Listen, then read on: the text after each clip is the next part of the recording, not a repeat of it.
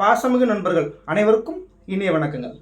அம்மா உணவகங்கள், அதாவது அண்ணா திராவிட முன்னேற்றக் கழகத்தின் ஆட்சியில் அடித்தட்டு மக்களுக்கான பல்வேறு சமூக நலத்திட்டங்கள் செயல்படுத்தப்பட்டன. புரட்சித் தலைவர் எம்ஜிஆர் காலம் தொட்டு பல்வேறு சமூக நலத்திட்டங்கள் ஏழை எளிய மக்களுக்காக, பாமர மக்களுக்காக, அடித்தட்டு மக்களுக்காக, மாணவர்களுக்காக பல்வேறு நலத்திட்டங்கள் கொண்டு வரப்பட்டன. இதில் புரட்சி தலைவி அம்மா அவர்கள் காலத்தில் அம்மா உணவகங்கள் தொடங்கப்பட்டன.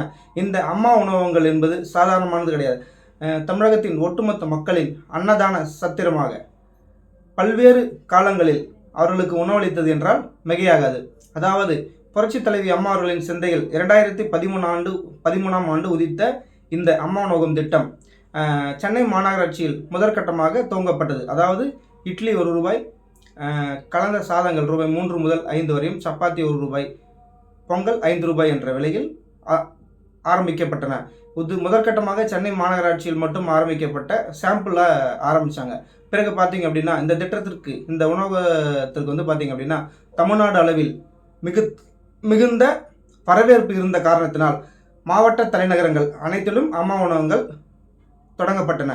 பிறகு பார்த்தீங்க அப்படின்னா அனைத்து மாவட்ட மருத்துவமனைகள், மாநகராட்சி மருத்துவமனைகள், தாலுகா மருத்துவமனைகள், மக்கள் கூடும் இல்லங்கள், பேருந்து நிலையங்கள் போன்ற முக்கியமான இடங்களில் இந்த அம்மா உணவகங்கள் மிகவும் சிறப்பாக செயல்படுத்தப்பட்டன. அதாவது நம்முடைய ஆட்சி காலத்தில் 2013ஆம் ஆண்டு தொடங்கப்பட்டாலும் 2021 முடியும் வரை மிக தரமான உணவுகள், மிக சிறப்பாக மகளிர் சுய உதவிக்குழுக்கள் மூலம், அதாவது பெண்களுக்கும் அந்த மகளிர் சுய உதவிக்குழுக்கள் மூலமா செய்ததால் அவர்களுக்கும் ஒரு வேலை வாய்ப்பு கிடைத்தது போலவும், அவர்களுடைய வாழ்வில் ஒரு முன்னேற்றம் வருவது போலவும் அம்மா உணவகங்கள் திட்டமிட்டு கட்டமைக்கப்பட்டன. இந்த அம்மா உணவகத்தை பார்த்து மற்ற மாநிலங்களில் உள்ள அனைத்து மாநில முதல்வர்களும் இங்கு அம்மா உணவகத்தை ஆய்வு செய்து பல்வேறு டெல்லி, ஆந்திரா போன்ற பல்வேறு மாநிலங்களில் இந்த திட்டங்கள் சிறப்பான, இதை முன்னோடியாக எடுத்துக்கொண்டு சிறப்பான முறையில் வெவ்வேறு பெயர்களில் அம்மா உணவகங்கள் தொடங்கப்பட்டது. அது புரட்சி தலைவி அம்மா அவர்களின் மிக சிறப்பான திட்டம் என்றால் மிகையாகாது.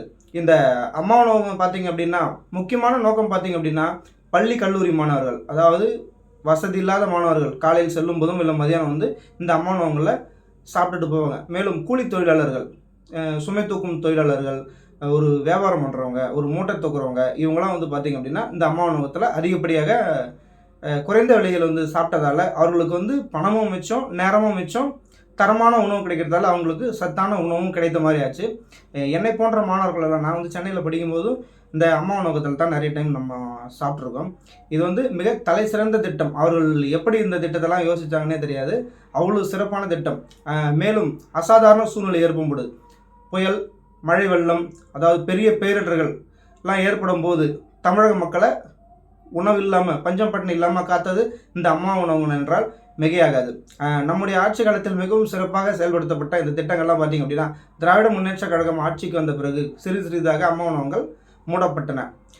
மூடினாலும் மக்களுடைய பெருத்த பலத்த எதிர்ப்புக்கிடையே சில நேரங்களில் செயல்படுத்தப்பட்டன.